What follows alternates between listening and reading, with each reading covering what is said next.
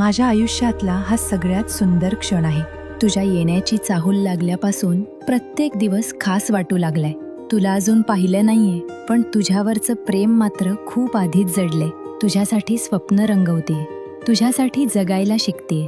लवकर ये माझ्या बाळा, तुला मिठीत घेण्यासाठी मी आतुर आहे. नवखीचा